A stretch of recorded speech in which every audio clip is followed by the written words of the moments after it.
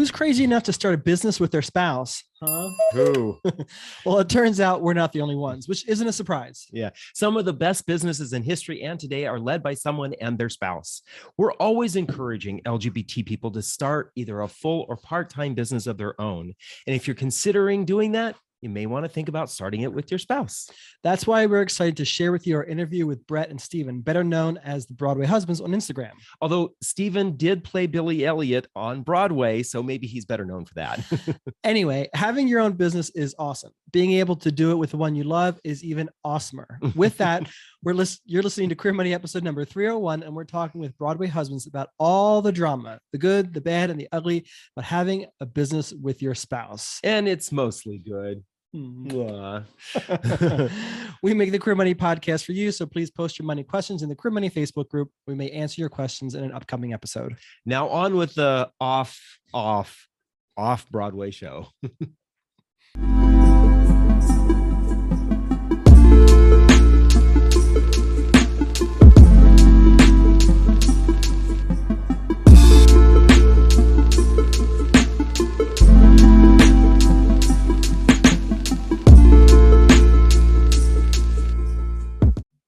Welcome, Bret and Stephen, to the show. We're excited to have you. Hey, Broadway Husbands. Hey, guys, before we get started, if you don't mind, would you do an introduction of yourselves? One for our listeners so they can differentiate your voices, and two for those who are watching the video so they know who's who. Sure. I'm Bret Shuford, and I am married to Stephen Hanna, and we both met in New York City. How many years ago now? 17 years. What year is it? 21. So we met in 2006, and we got married in 2011. Mm-hmm. And we're both working on Broadway. He and I was when we met, I was in Beauty and the Beast on Broadway, and then I did Little Mermaid on Broadway, and then when the pandemic hit, I was doing Wicked on Broadway, and everything shut down, and we now live in Houston, Texas, and I'm sure we'll get into all the details in between as we go. But hi, I'm Bret Shuford. Nice to meet you. Nice to meet you. I'm Stephen Hanna, and I'm married to Bret Shuford. I have been a ballet dancer most of my life and career, and I was a principal dancer with the New York City Ballet, and that is when I met Bret. And we fell in love, we started dating, and just coincidentally, after a year that we were together, our first year together, I got offered the job to be older Billy in Billy Elliot the musical on Broadway. And so that was kind of how our Broadway Husbands moment started. And and since then I've been in a couple other Broadway shows, and He's been in several. and together we're the Broadway Husbands. And like you said, we now live in Houston, Texas, after I lived in New York since I moved there in the 7th grade. So that was a while ago. It would have been like 28 years or something like that, 25 years, 20, So I was in New York City for a long time, and now we've been in Houston, Texas for the past year and a half. And yeah, that's what's going on. Awesome. Well, like I said, we're excited to have you. And I think we're going to have a great conversation today because, as our audience knows, we've been encouraging for years for more and more LGBTQ people to get into entrepreneurship in any way, shape, or form. And you guys have an amazing platform. Your Instagram feed is so much fun to watch. Sometimes, especially during the pandemic, I've been somewhat jealous, but it's something I'm working out on my own. So I think this is going to be a great conversation about the pros and cons and the psychoness of going into business with your husband and spending so much time with your spouse. I think it's mostly positive though, right, husband? Right. I think for a lot of folks, they think about their partner and they hear the horror stories of how couples decided to build a house and then halfway through got divorced, or they decided to, there was some project that they took on, right? And it took their relationship in a completely different direction than what they expected. But then also sometimes we hear the stories of couples who do start a project together, and it really brings them a lot closer. So we're going to try to uncover both the things that can push you apart and things that can pull you together. So let me start off by asking, what made you guys decide to go into business together? Obviously, you're in the same industry and doing similar things, but what made you decide to go into the Instagram Broadway Husbands realm? Well, I think, we as actors and performers never worked together. For, whatever reason, we just never really worked together. And I think in the beginning, the very first thing that we actually did as quote unquote the Broadway Husbands was, I think it was in 2013, Bret was really trying to up his YouTube level, and he was doing 4 different types of videos a month. Overachiever. And one of the types of videos was a video that we would do together. And the first video that we ever did on his YouTube channel was called 5 Things to Do on a Sunday When You're Unemployed. Is that right? Yeah. I was like, that is right. Yeah. So that was the first video that we did together. And literally we sat in our bedroom and, we had too much coffee. Yeah. We were just like, drink more coffee. Drink more coffee, collect unemployment, watch a movie, go exercise, look for a job, things like that. So that was how it started. And Bret found in his analytics that out of the 4 types of videos he was doing, the videos that we did together got a large response. But I honestly don't know that we really did it after that. We kept doing this series like every month. We would do some sort of Broadway Husbands, and it was called Broadway Husbands. Like I called the playlist Broadway Husbands. And it was at some point within that year. So that was like 2016. Yeah, later. And then we started having guests. We would start to have like other couples on Broadway come be on our little YouTube channel, and we would do challenges like the Marshmallow Challenge, or like we would do little things with them. And it was a fun way to sort of show, like, to me, it was just like, I saw a lot of people on social media who were, if they were a gay couple, it was kind of over sexualized. Yes. And like, there was just like, because, thirsty gets you follows, but I don't know that that's like real to me, and then it wasn't relatable to me. And then I also saw just a lot of heterosexual couples, who were getting these huge followings just by showing their lives. And I was like, where are the people who do what we do? I didn't see people who were like making money as artists really present in the social media world. And so I thought this is a great opportunity for us to do something together, because we kind of lived in 2 different worlds, even though we were in a similar industry.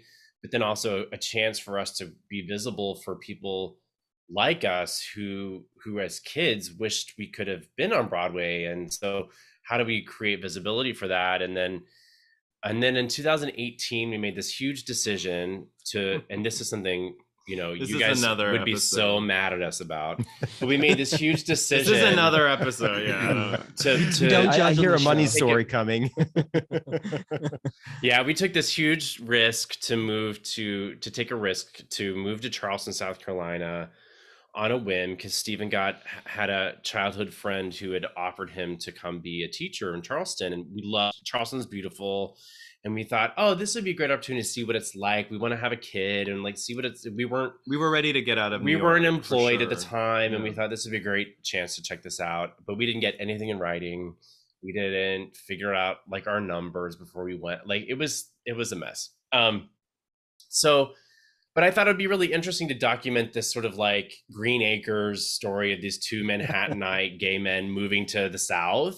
And so that's when I started the Instagram account, was 2018. Mm-hmm.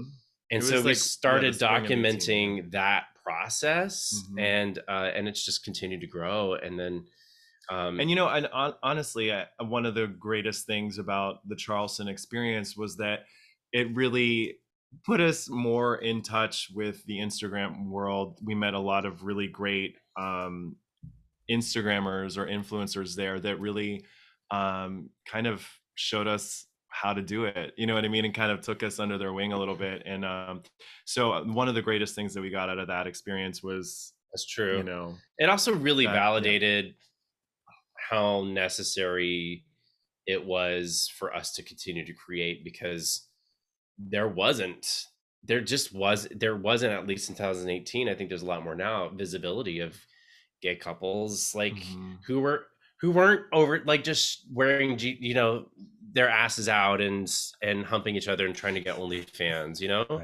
Right. I really appreciate that you bring this up, because John and I like to refer to this as the three Ps. That especially gay men seem to be attracted to the three Ps when it comes to social media and gay platforms, and that is penis, politics, and pop culture. Right. If your message doesn't fall into one of the three Ps, over sexualization, really kind of harping on the politics and the woe is us and the victimization of our community, or it isn't Lady Gaga or whoever the latest new pop princess is, then oh, sorry, we don't care. We just aren't going to pay any attention to you. We're not going to follow you, right?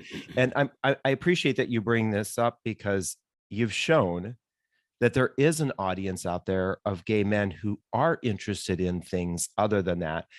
All of those things are great in their own right? We all want and are fine consuming that kinds of stuff, but it's the same thing. If we only consume marshmallows, we're probably going to end up looking like a Michelin man, right? And I think it's not just gay men that they're showing a different lifestyle to. It's also the general population. We've been saying for years that there's more to us than just being gay, right? There's more to us than just a rainbow flag. We actually are people who have lives and do things not altogether different than what you guys do. Maybe in the bedroom it's a little bit different, but beyond that, it's pretty much the same. Right. Mm-hmm.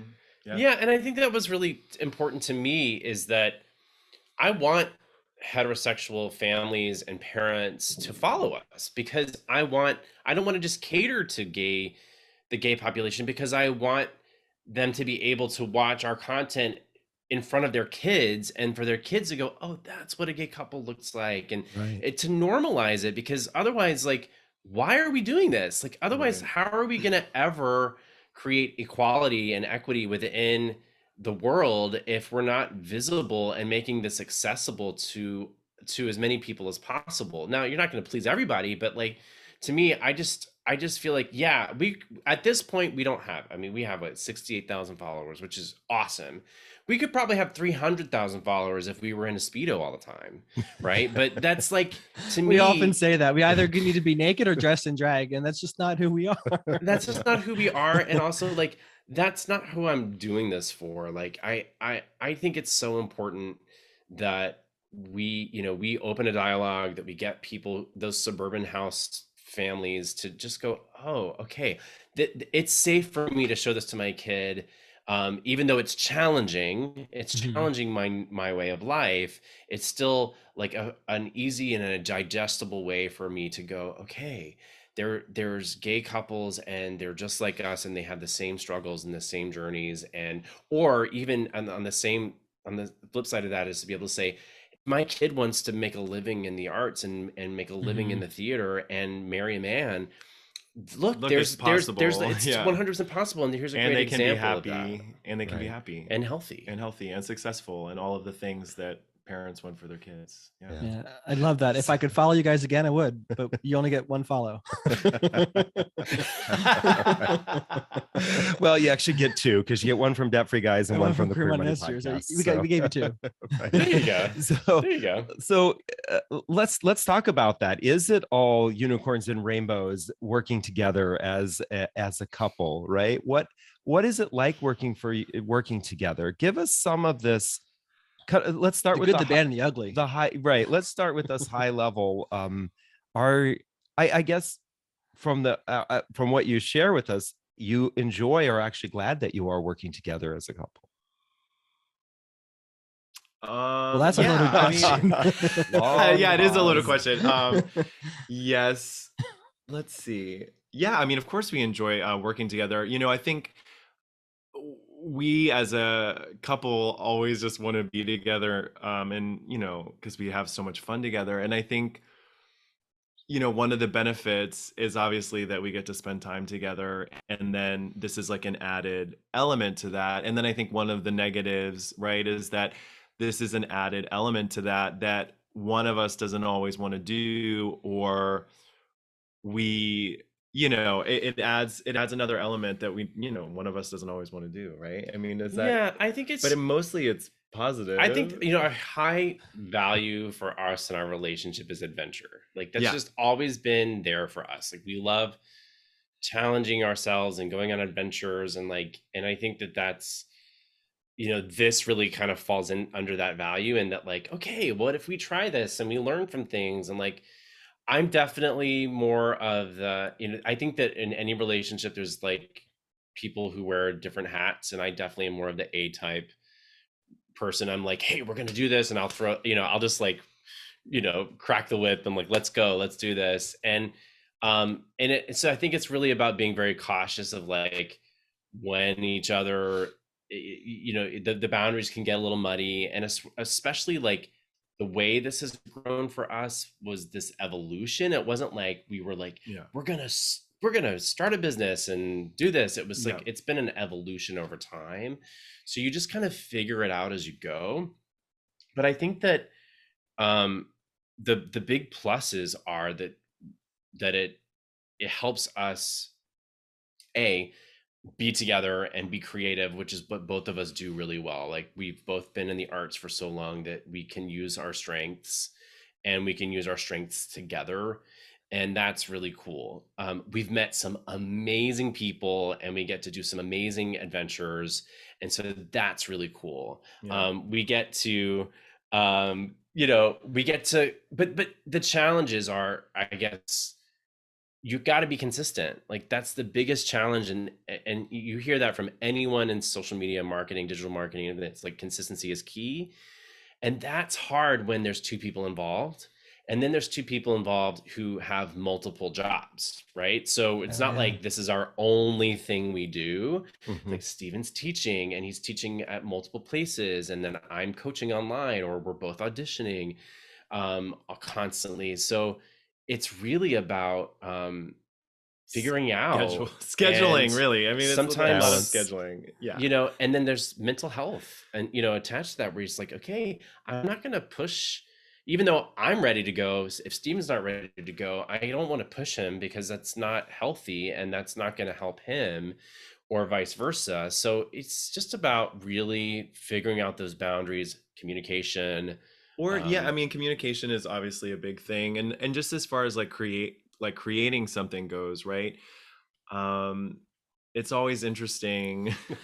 That's when we get the most, when we're about to do something that we know we have to do, and one of us has an idea, but then, and which is a good thing, right? Because a lot of times some of the tension could come from neither one of us having a clear idea, right? So when there is a clear idea, and then maybe if I have the clear idea and I want it to go a certain way, and then Bret just doesn't want it to go that way, and I'm like, but this is what we're doing. Like I've already figured it out, or he's already figured it out. And so there's always this kind of, that's collaboration though. That's just like, I was gonna say that never happens to us. We're always on the same page. BS, right? Yeah. It I think that is what's really important. A couple of things I love that you shared. That the reason you're doing this is because you love to be with each other, and you love to spend time with each other, right? And I think that it's important for couples who enjoy each other's company, who love being around each other, to share that with others, because sadly we see a lot of couples, both hetero and non, that they don't really enjoy each other's company that much, right? I mean, how many marriages have stayed together because of the kids, right? And so I think when we have examples of individuals who are staying together because they truly love each other's company, that's really good. Are you saying that you like me? Oh, I kind of like you. I mean, after 18 years. Yeah. I think that the other thing is you're showing that that no matter whether you're working with your partner, the person you love, the person you spend all your time with, or you're working with anyone else, there's always going to be that same kind of work dynamic, right? There's this shit needs to get done and somebody's got to do it, and we've got to figure out who's going to do it and how we're going to do it without chopping each other's heads off. So I'm curious, what have you, in your experience specifically as Broadway husbands and working together, what is the biggest learning that you have each have about each other? Like, what do you, Bret, what do you have you learned about Stephen? Stephen, what have you learned about Bret? I mean, for me, I think I've learned about Stephen that he, um, he's so playful, and if I don't create an environment where he gets to just play, if it feels like work, right? If it feels like work, then he's gonna kind of resent it a little bit. So I have to be very aware of how I frame things and how I lead. I think sometimes I created a mantra for myself that I don't know anything about what he's talking about. He doesn't. I created a mantra for myself. Really excited to hear this. This is through working with my therapist. I created a mantra for myself that says it's okay for me to be the captain. It's okay to be the captain, because I used to always feel like we needed to be co-captains. Mm-hmm. And so if I felt like Stephen I was waiting for Stephen to want to co-lead with me. And because I would feel like if I took the leadership position in some of these situations, that I would feel like he wasn't an equal, or that he would feel like I was being a parent, and I don't want to be. So that's really been a big conversation over the years, is like, which hat am I wearing? Am I a business coach right now? Am I his content creator right now? Am I his husband right now? Am I his best friend right now? Am I his, which hat am I wearing? Right. And so I think that when it comes to our content creation, I say to myself, it's okay to be the captain. That's like my little mantra in my head, so that I don't feel like I'm waiting for him to feel ready. I can just go, hey, here's what we're gonna do, and we're and try to create a sandbox for him, because he does really well when he's got boundaries and he knows where the sand is and he can just play. Nice. I love that. Wow. That makes me feel really almost inadequate right now. Are you kidding? Oh. What's your profound response? I guess, it's interesting, because I find that I've learned about Bret is that he needs to hear feedback. He needs feedback.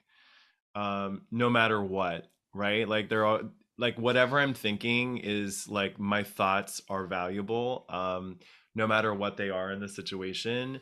And it's interesting. I always find that I want to give him as many ideas as possible, because he's always, one of his instant not critiques, but something that he says to me is any idea would be nice. Something. Do you have anything? And I'm just so I think over the years I've learned Bueller. Yeah. And this is something that's been going on for years. And it's taken me a long time to, know that no matter what idea it is that just to shout it out and maybe try it. But then I've also learned with Bret that when we're collaborating, the issue is then sometimes I have a strong idea, right? And he's already made up his mind. And so there's no room for negotiation. So although I've learned to kind of speak my voice a lot of times, I also know kind of when he's already figured it out. And I'm just okay, if that's what you want to do, So I think that just to kind of give a little bit more, but always not expect, and in any collaboration, know that your way isn't necessarily going to happen, We did say good, the bad, and the compromise. Ugly, right? Yeah. And also, it's not that deep, right? I mean, this is the other thing too, is creating content and creating things, it shouldn't be that deep, right? Because if you don't do this idea this time, you can do it in another moment on something. I mean, you know what I mean? It's infinite, right? There's always a chance to Tomorrow's get another that. day. Yeah, I mean, there's so many versions of everything you can do, so it doesn't really matter. Yeah. Nice. So I was going. I was going somewhere with all this. So if it weren't for the experience as Broadway husbands and what you've learned about each other, do you think you would have gotten as close as you guys seem to be right now? That's a good question. Well, I mean, I I think that we've always been really close, and I think that we've always really loved each other and loved spending time together. So I think it was obviously like a natural progression. But it definitely maybe we wouldn't be, because we've been in situations where we've had to kind of work well together under circumstances where maybe where people have been watching, or like where we've people have been watching, really. I mean, and so that maybe we've behaved better than maybe we wouldn't we wouldn't have if we weren't making something where people were watching, you know what I mean? Honestly, I mean, Yeah. and whether that's I don't know. So I think it's I honestly, the biggest thing too is that having Broadway Husbands has helped us be more independent of employment, in that, like, but when we met, it was like I had to work on Broadway. He had to work at City Ballet. He had to be on Broadway. Like that was our main source of income. And so we didn't have a lot of choices. And we were cogs in the wheel of these big, huge producing organizations. And now we get to work for ourselves. Like now like that to me has like been the biggest benefit to our relationship, is that we have a lot more freedom, and it's going to get, hopefully, like, I have optimism that it's going to get even more freeing as we continue to grow. But I love that we get to use our strengths as artists, and we no longer are making money for the man.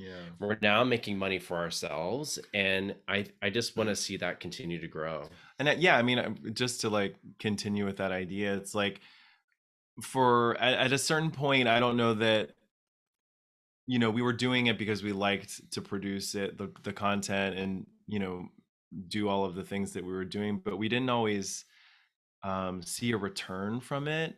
And now it's really exciting and fun when we do kind of push through certain things, and there's a return, right? And it's like, oh wow, we actually worked hard and made this happen, and we're getting something back from it.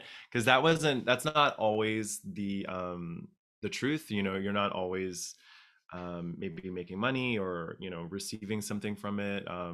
So it's super rewarding, because we bond. We have a huge bonding experience. Sometimes it goes very smoothly and lovingly, and other times it goes like it always pays off. Yeah. Regardless of how it goes. I think it's great that you bring this point up, though, because I think a lot of folks are like, okay, I'll get on Instagram, I'll start my account, and then the money's just going to start rolling in, right? Or I'm going to get on TikTok and I'm going to blow up. And granted, there are some people that happens to, right? There are some people, they produce 5 videos on TikTok, and all of a sudden they have 30 million followers, and the brands reach out to them, right?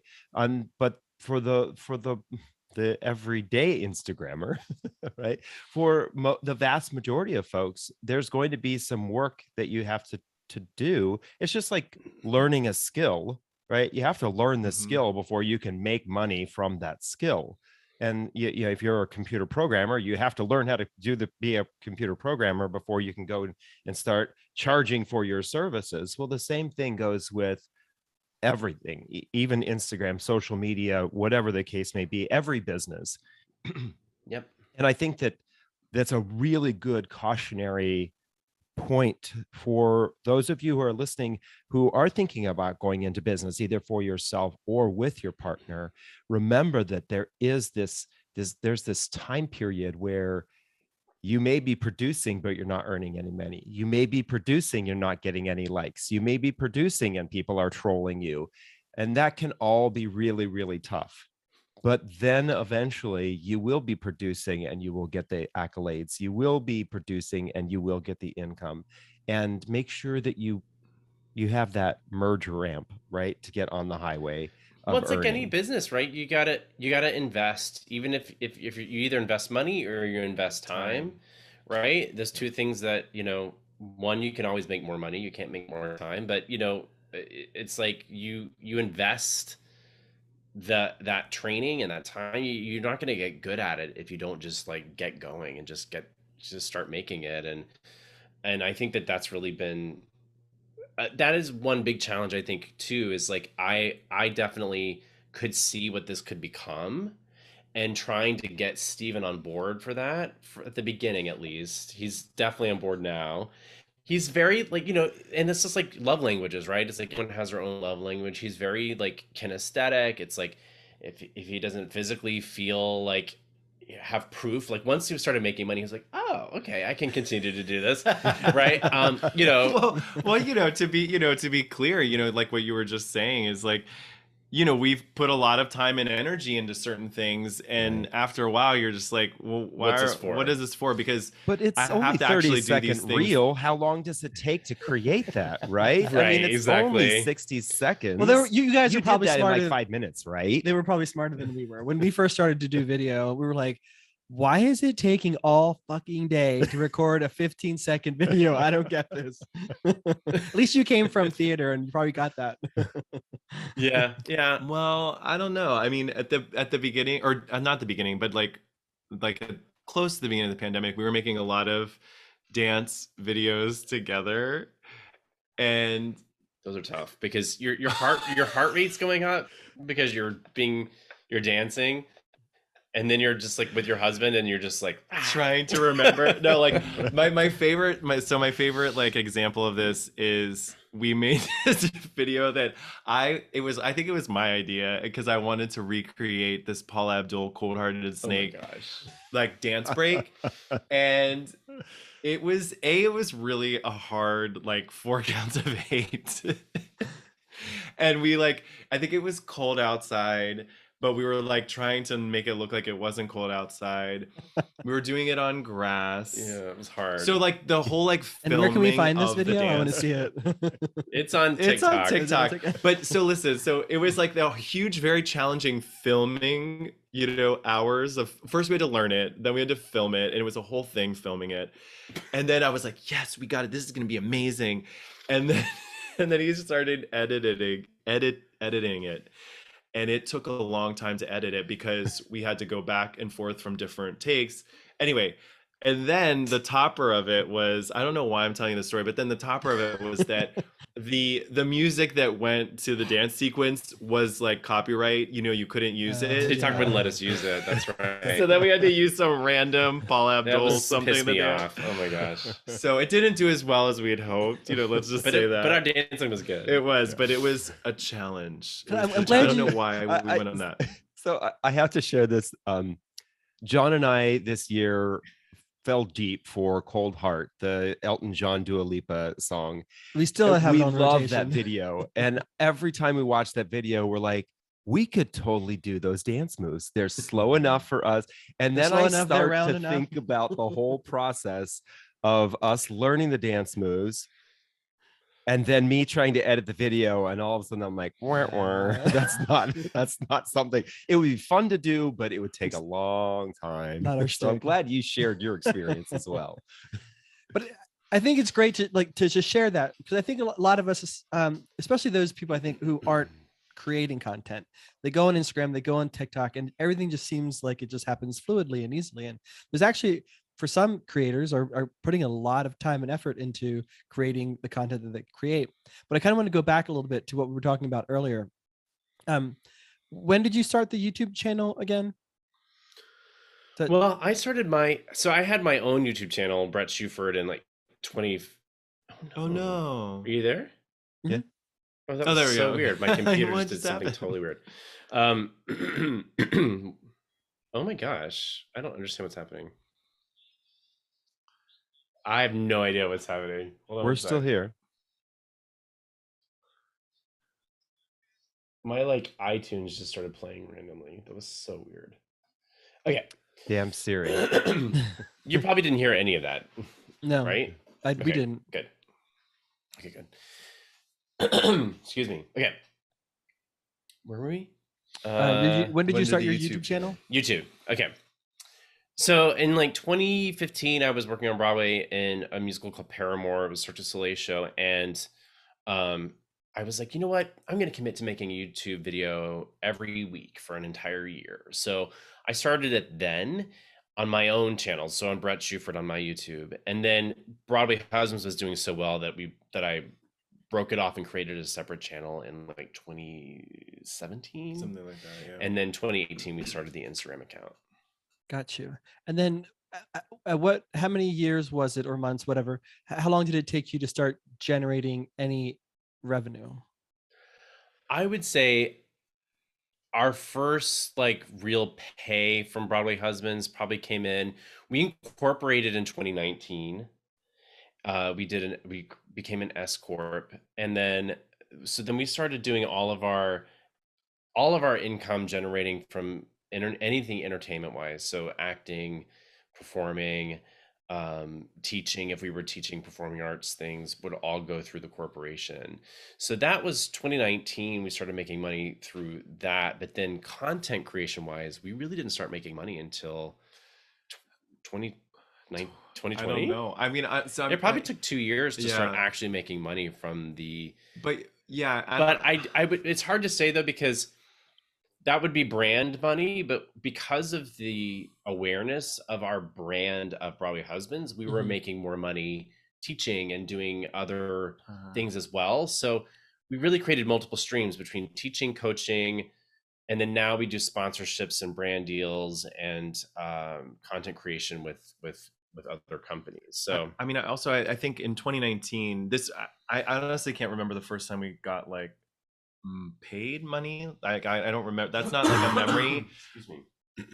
But I remember the first time we did like a real collaboration with some restaurants in Charleston. So like that's kind of like where my brain goes, because that felt really legit. Like where we went and we had to do so many story posts and all of those Yeah, anyone deliverables. who's interested in doing this, for us, it all started with gifting. Yeah. Like getting free meals, free hotel stays, Mhm. people sending us free stuff that are To like make content about. which was like great. We don't have to buy Mhm. underwear this year. We don't need to buy sheets. Yeah. You got a But whole honestly, year's worth right? of underwear? Seriously, this one company has sent us so much underwear. We haven't had to buy underwear for like Yeah. almost All 2 right. For years. some gay men, that's the ticket, right? let's talk that's their offline. biggest Yeah, I love my budget. underwear. I'm not even. That's why I'm telling you, Tommy John, and go to the link in our bio. Yeah. Yeah. But actually, like, I mean, physical money somehow came in there at some point, like after that. But those are the things I remember. I remember going to that restaurant, the Five Church in Charleston, and just being like, wow, we're really doing this, because they knew who we were and we got to eat like everything on the menu, and we were like creating content the whole time, and it was really fun, and we were being just like, The kicker in Charleston was we got invited to this party with all these influencers on a yacht. Yeah. And it was like some of the cast from Southern Charm on Bravo? Is it on Bravo? I don't know which was what's like, on. reality show on Bravo. Yeah, we don't watch We didn't reality know TV, they were, but we were like, ooh, Southern Like, Charm. how did we end up we're on here? this Like, what's yacht. going on? Oh, what are we doing here? That was cool. That's awesome. So the reason I asked that question is when we first started blogging many moons ago, the people that we were in the space with told us just stick with it for at least 2 years. It's going to take you about 2 years until you start feel like you're really getting traction, especially any kind of revenue. So I think it's pretty interesting that sort of correlates to your experience on a completely different platform, creating completely different kinds of content. It seems like it takes about 2 years. So those of you who are listening or watching this on YouTube and are thinking about getting into the content creation space as a way to diversify your income streams, think about, you're probably putting in about a 2 years worth time frame of investment. Some people, like David said, it'll go a lot quicker. Some people, unfortunately, it'll take a lot longer, but you're always going to fail if you stop, right? So stick with it, but at least give yourselves 2 years before you start questioning whether you're going down the right path. And working with clients and content creators as a coach, I've learned that it can go as quick or as slow as you want it to, because it's really about how much output you're willing to put in out there. Because it's the people who stop because they start looking at numbers, or they start looking at growth, or they start comparing. Those are the people that take longer. So just don't get caught up in the compare and despair game. Just keep creating, and don't even like look at the numbers until you've done enough output to get numbers back. And I think some people will be like, I made a post, it only got 3 likes, so I guess I should wait. And then they'd stop making. I'm like, no, you can't do that. You gotta at least post every day for 90 days, and then you have data to like look at and see what works and what doesn't work. Right, exactly. And then consider being trolled a badge of honor, because unless you're making somebody mad on Facebook or social media, I should say, you're doing something wrong. You got to be pissing somebody off. Right. So I'm curious, how does Broadway Husbands LLC, and on all the different income streams you have with it, how do you foresee that supporting you or preparing you for retirement? Oh, that's a great question. Yeah. Well, we have, we're expecting our first child in April. Congratulations. And so the money probably helps with the child. Yeah.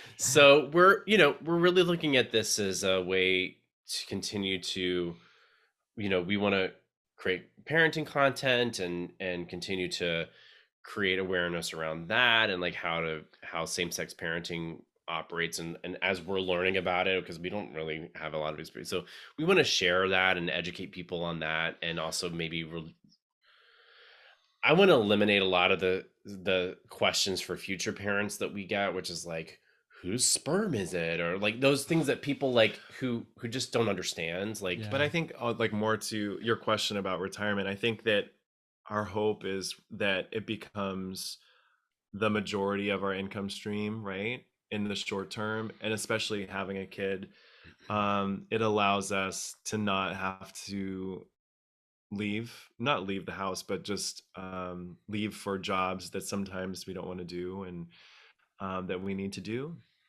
And so then, and just kind of make it, everything, the main income stream, so that we can retire, but also continue to do it, right? Because it's, at this point, I would like to say that it's an easy fit in our life all the time. It's not.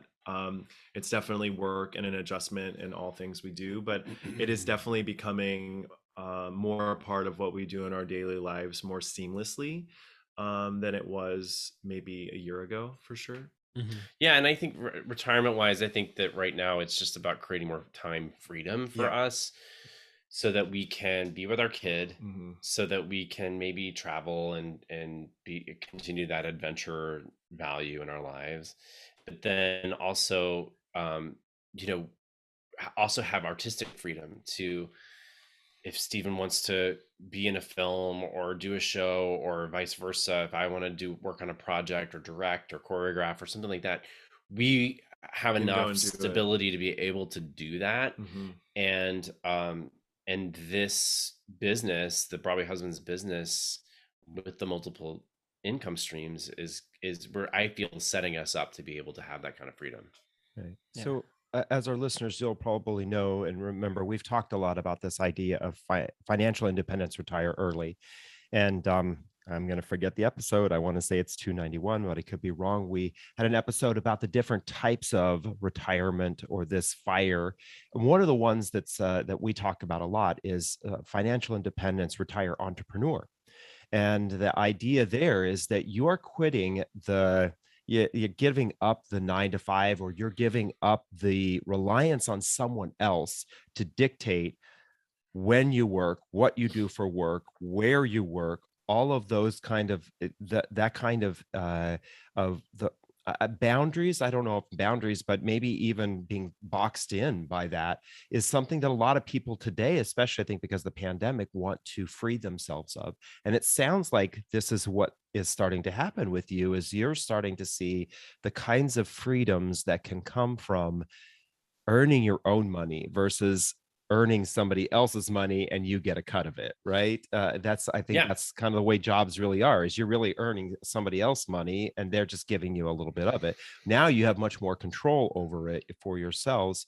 And I think that is the why John and I really, truly want to encourage more queer folks to get out there and think about what kinds of jobs that they can do or what kind of work they can do, either part-time or full-time, that provides them those kinds of freedoms.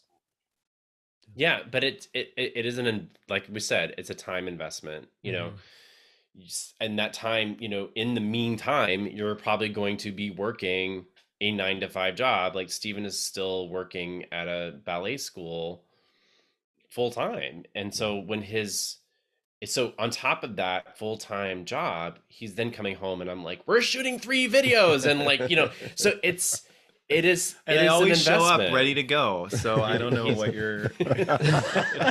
So just know it's an investment of time and energy to get there. Right. Yeah, and to be clear, Yeah. it is Yeah, I hard mean, yeah. work. Yeah, it is. And what you just said, it reminds me of the quote that we love from Lisa Nichols, who's, when she was going through her process, she always looked at her employer as the investor in her dreams, right? So you're 9 to 5, or even you're part-time, right? If you're working part-time and focusing on content creation or some other job yourself, that's investing in your dream, right? And look at it that way. It's an investment in your dream. You're spending that time to invest in what you ultimately truly want to do and become.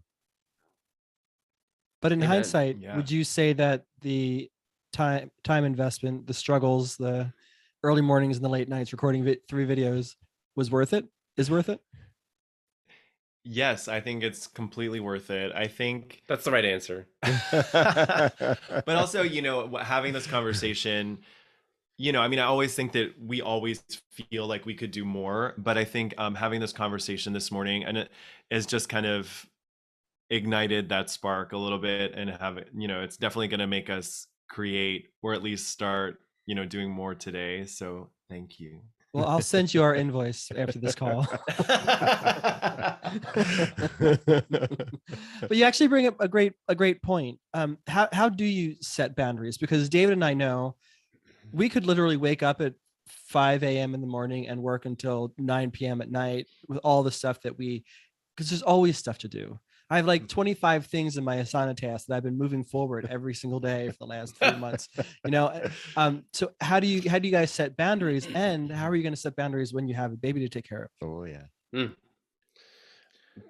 Boundaries, the ever ending, there's always boundaries to be set. And I think that for us, it's really important it's about communication. I literally have to sometimes just go, hey, on Sunday, hey, these are the 5 things that I know we need to do this week. Yeah. When can you do them? As opposed to being like, it's Monday morning. Oh my God, we need to do all these things, so just trying to preface. Are you guys watching? John is looking at me. I thought you said we didn't have any more cameras in our house. I think it's about prefacing always. It's like, hey, I want to make sure these are the things, because when you're caught up in the heat and the time, and also when someone's like Stephen has to commute to work sometimes, it's like, that's just not a great. But I'm gonna time say to drop that those bombs. it's also interesting. I don't know if you find this too. Is we both have a clear understanding of if we have 3 pieces of content we need to make, that we have contracts for, that have deliverables and a value attached to them. We both are typically clear on what these things are, and then sometimes we are both procrastinating so much that we won't talk about it, and we'll pretend like we don't know that that's actually supposed to happen, and we'll go through the day, and then we won't, the next day we'll come and be like, I guess we should do it today, right? You know what I mean? We won't, so there's actually this together procrastination that can happen also. Yes. It's not even one or the other. It's kind of, we both are allowing the other to okay, well, so that's one side of it. And I think the only real rule that we've ever really kind of stuck to, and it's not even a rule necessarily, is that once it's 9 p.m., we're both like, all right, you're done. Like whatever it is Turn you're your phone off, doing, turn like the computer enough. off. Like, like it's not gonna get done today. Like, so just stop. That's really the only I think that's the thing to thing. understand Yeah. wholeheartedly. And and most people just don't expect this, is that like, it's never going to feel like enough. You're never going to feel like you're doing enough. You're never going to feel like you're making enough. You're never going to feel like you have enough brand deals, enough partnerships, or enough ideas. It's never going to feel like enough. So if it's never going to feel like enough, just turn it off. It's okay to just like be done. take a break and just know like you're always going to feel that way. And that should give you comfort and not stress. I think that never feeling like it's enough can really be exacerbated when you do the comparison game, right? Oh, that person has this many followers, or they got this many likes, or they got this brand partnership, and we didn't. So we have to do more. We have to do this. We have to do that. And then all of a sudden you are piling a bunch of things on yourself that really don't align with your business. They align with what that other person's business, right? And so we have to be, you brought up the whole idea of not doing any numbers until you've produced something every single day for 90 days. And I think it's really important. I see this meme go around a lot that the only person that I'm trying to be better than is the person I was yesterday. We need to think about our businesses that way too.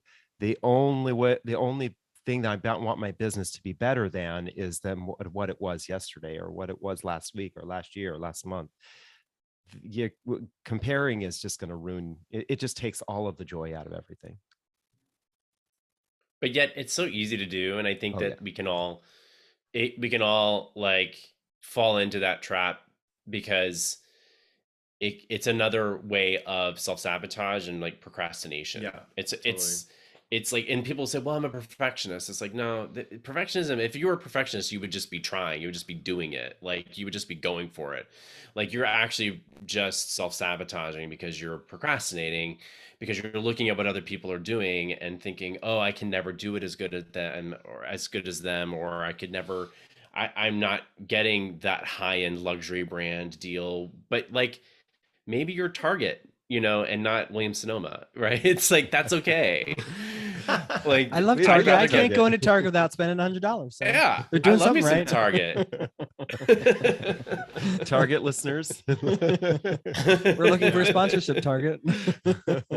Same. Hey, Target.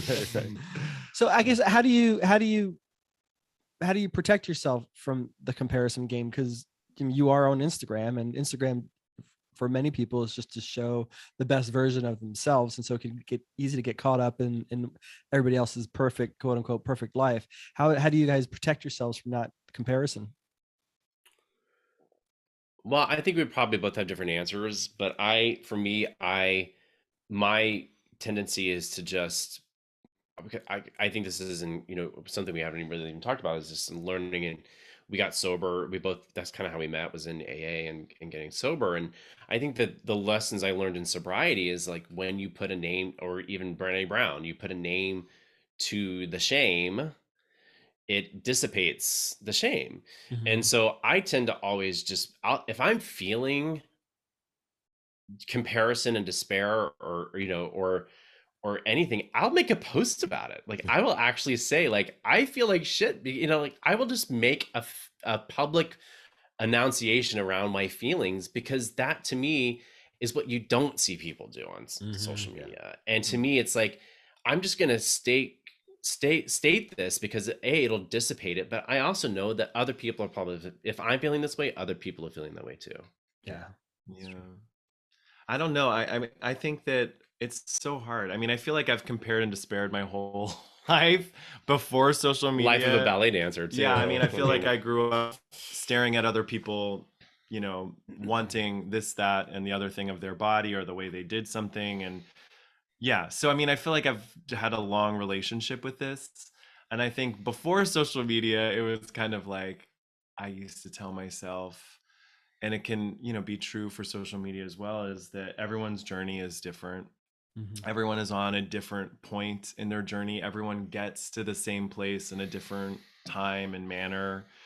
So I think it can be true on social media as well. And I think, one thing that's super helpful, right, is that if there's something that's like creating toxicity in your brain or mind, or negative thoughts, and it's something that you're following on social media, I think it's easy to just unfollow, right? Like, because if you're seeing that content and for whatever reason, whatever it is, and it's causing harm in your head, then just unfollow and don't look at it, because there's just no point in you repeating that that behavior. So yeah.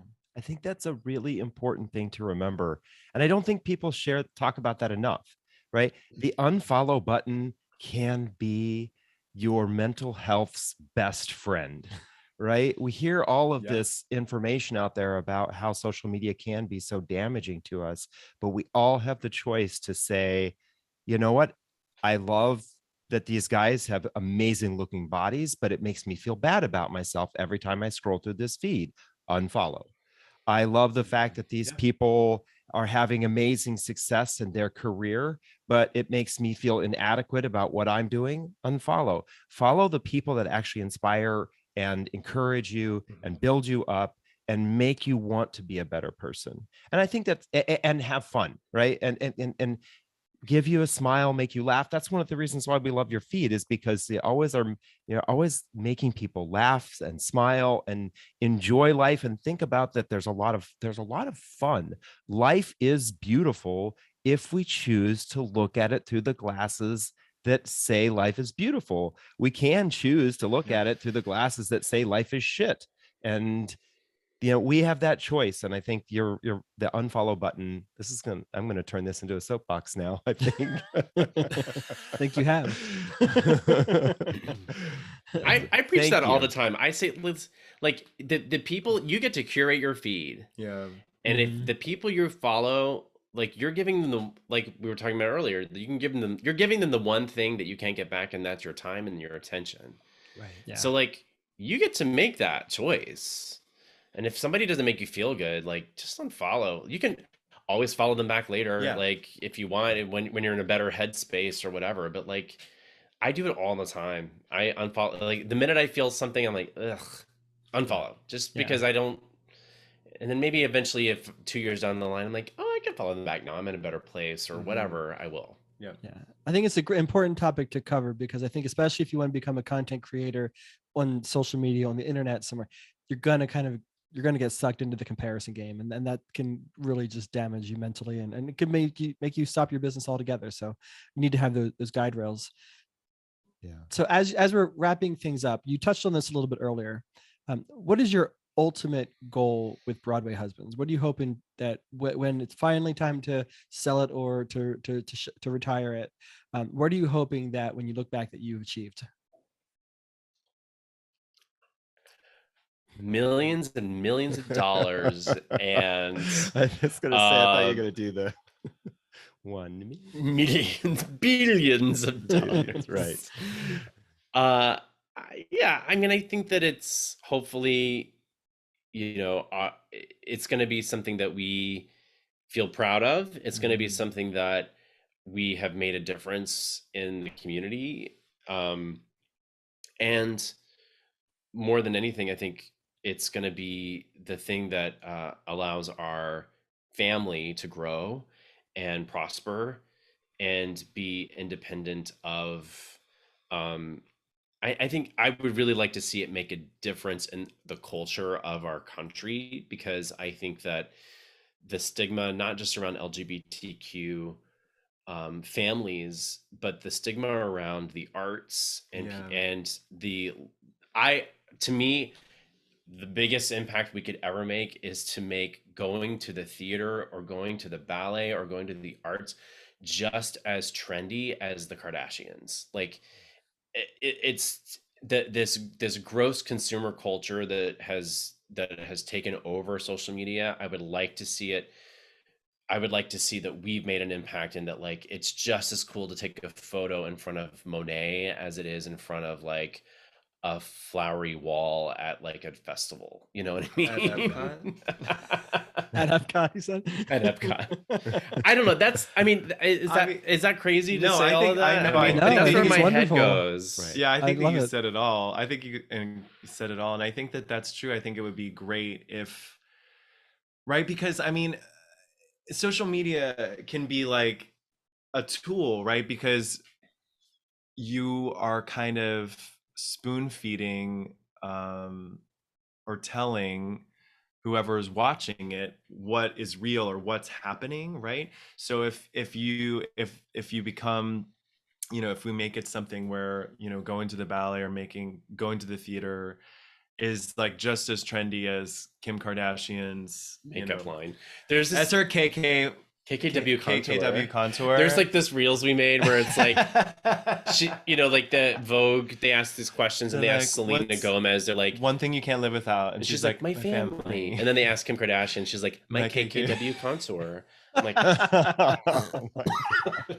Right. And it's like, to me, like, how do we make no, and she has millions and millions of followers, and it's like, what if we can actually make the theater or the arts or music or paintings or museums like just as trendy and dirty feeling as KKW. What is it? I always forget what it's called. KKW contour, and I love that reel so much. I mean, I think you said it all, really. And billions of dollars. And billions of well, dollars. I do hope you achieve all that. I hope you achieve your millions and billions of dollars, because there is no shame in earning wealth. Yeah. More queer people need to be rich as fuck. Yes. More queer people need to be rich as fuck. Amen. Because that allows us to have a little bit more control over what happens in this world. Yeah.